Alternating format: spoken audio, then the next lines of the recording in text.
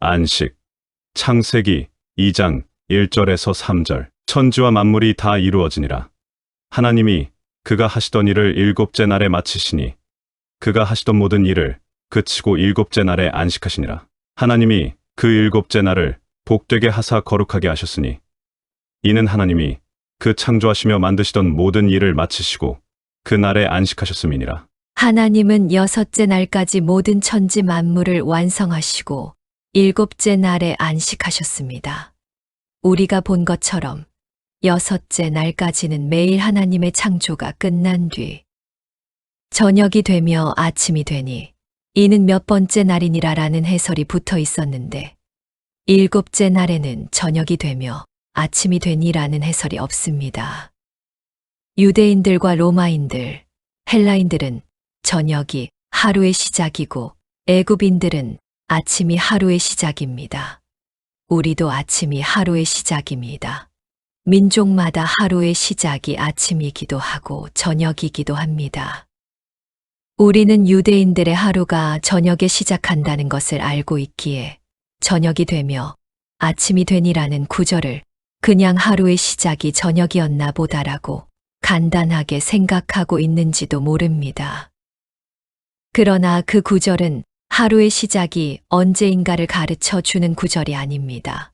성경은 저녁부터 저녁까지가 하루라든가 아침부터 아침까지가 하루라는 그러한 하루의 정의에 관심이 없다는 것입니다.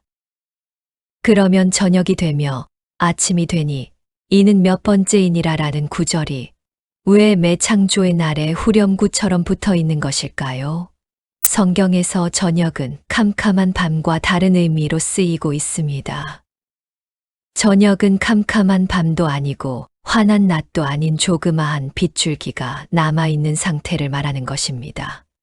그러니까 성경의 저녁은 아침이 오기 전에 새벽 여명도 저녁이라고 부르는 것입니다. 너희 어린 양은 흠없고 1년 된 수컷으로 하되 양이나 염소 중에서 취하고 이 달 14날까지 간직하였다가 해 질 때 이스라엘 회중이 그 양을 잡고 출애굽기 12장 5절에서 6절. 6절에 해 질 때에 그 부분을 정확하게 번역을 하면 저녁들 사이입니다. 그러니까 히브리 사람들에게는 두 개의 저녁이 있다는 것입니다. 빛의 일몰과 여명, 그 두 저녁 사이에 양을 잡으라는 것입니다. 이렇게 히브리 사람들의 저녁의 개념은 단순히 해가 지는 일몰의 시간만을 의미하지 않는 것입니다. 그러면 왜 창세기 1장이 각 창조의 날마다 저녁이 되며 아침이 되니 이는 몇 번째이니라라는 말을 써넣었을까요? 우리가 궁극적으로 도달하게 될 새 하늘과 새 땅에는 어둠이 없습니다. 우리는 어둠이 조금도 없는 한낮으로 향해 가는 사람들입니다. 예수께서 대답하시되 낮이 12시간이 아니냐. 사람이 낮에 다니면 이 세상의 빛을 봄으로 실족하지 아니하고 밤에 다니면 빛이 그 사람 안에 없는 고로 실족하느니라. 요한복음 11장 9절에서 10절. 주님은 주님이 이 땅에 계신 그 시간을 가리켜 낮이라고 부르십니다. 그러니까 우리는 궁극적으로 영원히 낮이 계속되는, 다른 말로 하나님과 영원히 함께 거할 수 있는 그 빛의 나라로 가는 것입니다. 그래서 계시록에서는 새 하늘과 새 땅에 다시 밤이 없다라고 묘사를 하는 것입니다. 지금 이 창세기의 천지 창조는 그 빛의 세계의 완성을 상징으로 담고 있는 것임과 동시에 그 빛의 세계로의 출발 지점입니다. 그런 면에서 하나님은 이 창조 기사 속에 하나님께서 기필코 이루시는 하나님 나라의 완성에 대한 언약을 담고 계신 것입니다. 어둠이 모두 물러가고 빛만 남는 세상, 바다가 모두 물러가고 문만 남는 세상. 하나님은 반드시 새 하늘과 새 땅을 완성하실 것인데 그 역사가 이렇게 시작된다는 것을 보여주는 것이 창조인 것입니다. 그러므로 언약은 빛을 담고 있긴 하지만 온전한 빛은 아닙니다. 그게 바로 저녁인 것입니다. 그러나 그 언약은 긴 투쟁의 시간을 통과하여 한낮의 시작인 왕국의 아침으로 향하고 그 아침은 한낮으로 치닫게 되는 것입니다. 그래서 성경은 그 빛만 있는 빛의 시간을 낮이라고 부르고 날이라고도 부르는 것입니다. 빛이 하나님이 보시기에 좋았더라.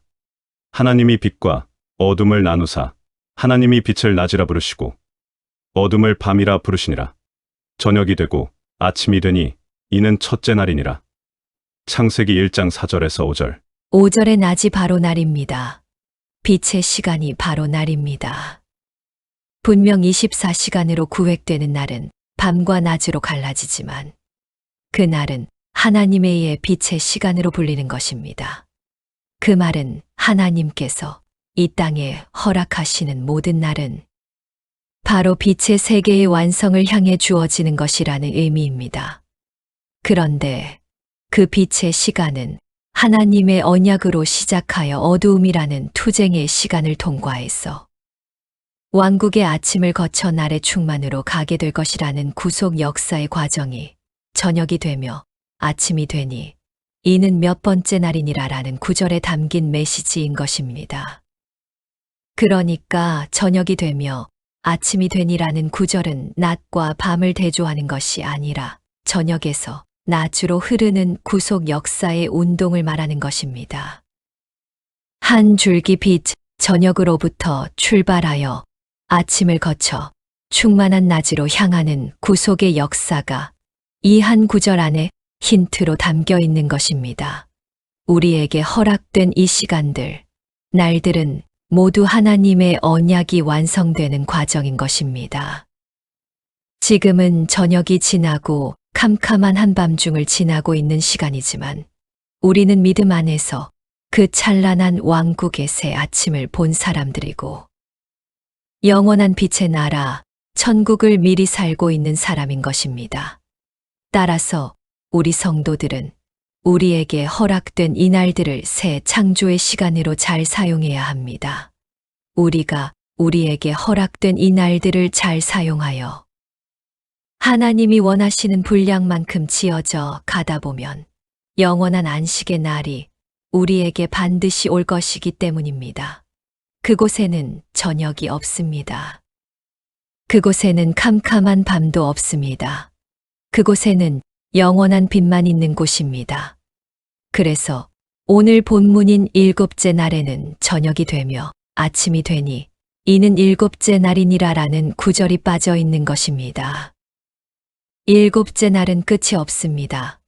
그 일곱째 날, 안식의 날은 역사의 끝이요.